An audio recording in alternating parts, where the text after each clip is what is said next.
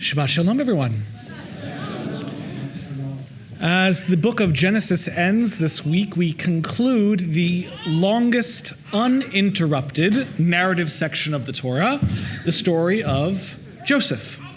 And while another of our biblical ancestors, Moses, will command more of the total in Torah, his story is interspersed with mitzvot and the intricacies of law, and even more than this, when we certainly call the Torah the books, the 5 books of Moses, most of us don't consider the Torah to be Moses' story.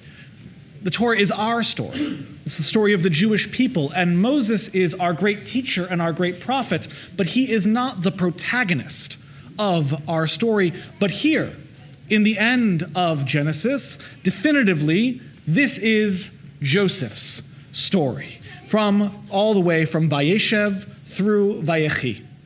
My teacher, Rabbi Dr. David Aaron, who taught at the Cincinnati campus of the Hebrew Union College, used to teach the rabbinical students that biblical literature, you need to focus on that second word, literature. It is literature. And that we are lucky, or perhaps unlucky, depending on your perspective, because we know the story of Joseph so well, it has become a section, a core, a piece of our cultural repertoire. It is so well trod. It is easy to know. We are familiar with all of its beats, and that has a double-edged sword, because yes, it's nice to know it, but it also means it's nearly impossible to imagine it any other way than the way that we have received it. And how have we received it? Well, I'll give you a hint. This is such an upbeat story that it wasn't hard for Andrew Lloyd Webber to turn it into a successful Broadway musical. The story of Joseph, as we have received it, is an ethical morality tale. It's a folk tale. Good things ultimately happen to good people. It takes a little while, but that's how the story goes. But the story of Joseph doesn't need to be read only in that very shallow ethical way. And this morning, I want to present 2 alternative ways of reading this that have been discussed by academics and our rabbis, which add depth. They add depth to this familiar and warm, non-threatening Hebrew School Plus version of the Joseph narrative that ad hayom hazeh, until this very day, if I started playing the music, so many of us could sing along to. And so the first way of telling this tale, and once again I'm going to give full credit to Rabbi Dr. David Aaron, is that we're actually dealing with an adaptation of Egyptian literature and Egyptian culture. That there is an ancient piece of Egyptian literature called The Tale of 2 Brothers. It is over 3,000 years old. It is found on one of the world's oldest papyrus, and you can view it at the British Museum, and you can even read it there if you read 3,000-year-old Egyptian hieroglyphics.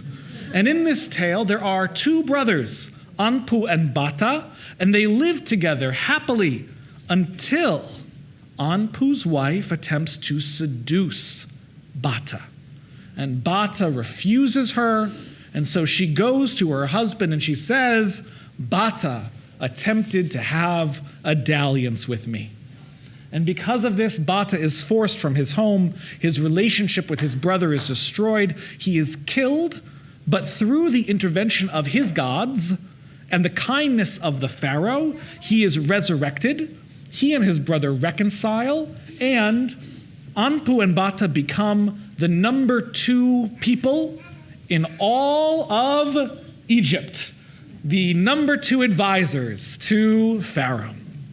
Now, it's not a one-for-one with the Joseph narrative, but biblical historians do note that the Potiphar's wife, Anpu's wife section are reproduced essentially beat for beat, and that the ending of the story, a group of brothers who were fractured and are now unified, and now they are the leaders of Egypt, they actually have more similarities than they do differences.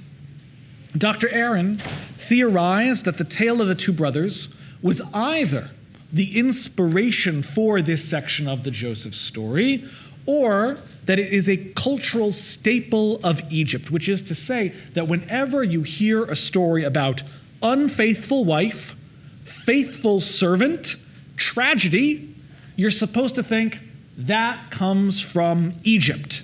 That is an Egyptian story. And societies that interacted with it said, that is a core piece of Egyptian culture. And so everyone who ever heard unfaithful wife, faithful servant or brother tragedy said, I know that story.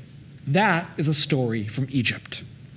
And therefore, according to Dr. Aaron, and Dr. Aaron, by the way, who is a rabbi as well, but Dr. Aaron understands the Tanakh to be explicitly a human-created literature which has served as the soul of Jewish civilization.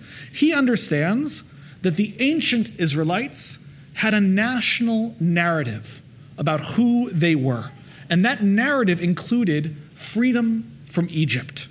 But they needed to answer a big question, which was this: how did we get down to Egypt in the first place? And so to solve that problem, they adapted the most Egyptian story that they knew, the two brothers story. They substituted their own ancestors for the characters, and they included what they saw outside their window, which is that when things get bad in the Levant, everyone goes down to Egypt to weather out a famine. And the resulting piece of literature is what we have inherited today. Therefore, says Dr. Aaron, the story of Joseph is a pourquoi, the genre of a story that answers a question of how something came to be. I respectfully disagreed with Dr. Aaron when I was taking his class, and I still respectfully disagree with him today. But still, why then would I bring this to you? Well, it's because of this. Dr. Aaron is the one who introduced the idea of reading a story to me in the Tanakh using literary terms. And one of those literary terms is genre. And for him, the genre was the pourquoi, the how did this come to be? But here's the fun thing about genre. If a story has a genre, it has tropes. It has ways that you think you're going to hear the tale, and then the storyteller can play with that tale to delight you, to subvert your expectations, to make something unexpected happen, and to swerve at the last minute. And there is no doubt in my mind that the Torah subverts genre in the way that it tells the story of Joseph. But in order to do that, we're going to need to go into some of the details of exactly how that happens. So what's one example of how this works? We actually see it on the space between the pages, which is to say, we see it in the breaks between Parshat Vayeshev and Miketz, and then again in the breaks between Parshat Miketz and Vayigash. These breaks, these separations between the weekly readings, are unique because they are cliffhangers. They are the only deliberate cliffhangers in the entirety of the Torah. Nowhere else in the Torah, at the height of its dramas, does the Torah stop right in the middle and say, come back next week so you can hear more of the story. And here, not only does it do it once, it does it twice. When Vayeshev ends, we end with Joseph in the depths. He is imprisoned, desperate to be released. And the last thing we hear, and he was forgotten. Come back next week. And similarly, when Miketz comes to an end, Joseph is accusing Benjamin. The brothers are terrified. We're right before the end of the story. And the very first thing that we get to when we come back to the Torah is, you're going to have to come see Vayigash to let me know how this turns out. Now, If you are well familiar and exposed to the classic tellings and the classic Torah, or if you've read a lot of Torah, or if you've watched a lot of Joseph and the Technicolor Dreamcoat, this does not have any tension. There's no suspense. You know what's going to happen. We know Joseph's going to find his way out. We know Pharaoh's going to put him up on the top. We know that Joseph's going to make things revealed and going to work everything out with his brothers. But our ancestors, who spent a lot of time listening to the Torah, but did not have easy access to reading the Torah, some of them did not know. And so when you think about that, we have to embrace that perspective, and we need to, for just a moment, suspend our knowledge of how the story goes. And one way that we can suspend our knowledge of how the story goes is to read the story of Joseph inside of a new genre, a different genre. And this time, instead of the biblical ethical genre, we're going to look at through the eyes of a different Near Eastern ancient superpower, the Greeks, and as a Greek tragedy. Indulge me for just a moment as I tell the story again, and instead of imagining our biblical ancestors, put a toga on them. Once there was a king who had never been loved by his own father, and he betrayed his brother and took the crown. The king had many sons. He only loved one of them. He openly favored him and set him up as the clear heir, and he was blind, as his father had been, to their growing rivalry. The favored son, in turn, was consumed by selfishness and pride. He set himself up for disaster, and in turn was betrayed by jealous brothers. He went from the heights of success to the depths of failures. There, in slavery, once again he found fortune, but his pride led him again to a fall. In his imprisonment, an opportunity found him again for a third time, a once-in-a-lifetime chance for freedom that tied into the gifts that he alone possessed, and it was all for naught. He was forgotten. Rabbi Sachs writes, "What is stunning about the way that the story is told in the Torah is that it is constructed to lead us as readers in precisely the wrong direction. Parshat Vayeshev has the form of Greek tragedy. Yosef has flaws in his character. He is vain about his appearance. He brings his father evil reports about his brothers. His narcissism leads him directly into the advances of Potiphar's wife. It is a tale of Joseph's hubris leading him step after step to nemesis. Every good thing that happens to him is only a prelude to some new, terrible misfortune." For thousands of years, as people heard this story week after week, the brilliance of how the narrative adapts and changes and subverts expectations is even more clear.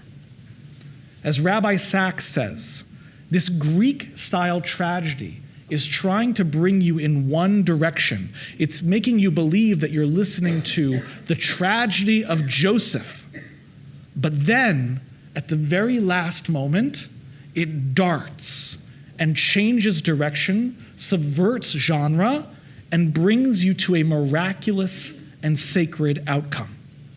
This is masterful storytelling. But more than that, it is a clash of cultures and a subversion of Greek ideology. Let's think about Oedipus for a second. Perhaps the most famous of all Greek tragedy. You don't need to know much about it. You just need the big beats. There is a king, and he has a son. There is a terrible fate that awaits them all. And everything and nothing that they do can avert that fate. part of Greek tragedy at its roots is this idea that even your good-intentioned attempts to avoid your fate will only lead you closer to your doom. But here too, the Torah lifts up this idea, and when you expect it to go away, it darts and goes the other. Rather than saying, yes, fate is inevitable and that's terrible, Torah lifts up this idea and says that something greater than us is moving the pieces, but it's moving them towards something beautiful and something unexpectedly good. And in fact, Joseph says as much in our parsha this week. We read these words just a few moments ago. Va'atem chashavtem alai ra'a. You expected evil for me. Elohim chashava l'tova. But God expected something good. Indeed, this is perhaps the greatest rebuttal towards Greco-Roman society. And it comes here directly at the end of the book of Genesis. At the end of the book of Genesis, at the end of Joseph's life, he is a different person than the man we met at the beginning of the story. He is capable of humility where previously he was only filled with pride. He has forgiven his brothers in a world where forgiveness is hard to come by. He is the savior of a kingdom where he is not a citizen. And in fact, he is so beloved by his rabbis, by the rabbis, that Joseph alone is called Yosef HaTzadik, Joseph the righteous one in rabbinic literature. Now compare this once again to the poor, frozen, unchanging souls locked in a Greek tragedy. Greek literature relies on the idea that fate is inevitable, that individual change is impossible, and that we are bit players in an unchanging world. But the story of Joseph takes each of those ideas and plays with them. It casts God in the role of a Greek fate, yes, moving things around behind the scenes, but then it brings us to change. It brings us to redemption. It brings us to tshuva. Yes, there is, quote unquote, a greater plan, but we must be active partners in it. It cannot happen without us. Joseph chooses to change, and his choices change the world. Two different ideas here. The first says, don't read Joseph only as a one-note simple story. It actually tells about all the ways that we interact with the societies around us. The other one says, don't think of Joseph as a simple story. It actually tells you about all the ways that we fight back against the other societies around us.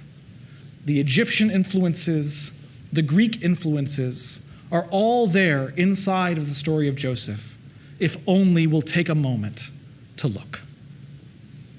Today, we are finishing once again our book of Genesis, and Genesis is as ever fresh and familiar. But as always, whenever we approach the reading of the Torah, something new and wonderful should be discovered underneath it. Sometimes that is an academic perspective that we fundamentally disagree with. Sometimes that is a theo-philosophical clash between two ancient superpowers. Or sometimes it's just one line of the verse that brings us down a brand new rabbit hole. Our ancient rabbis are quoted as saying, Hafuchva v'hafuchba dekoliba, turn it again and turn it again, for everything is within it. Chazak, chazak v'nit chazak.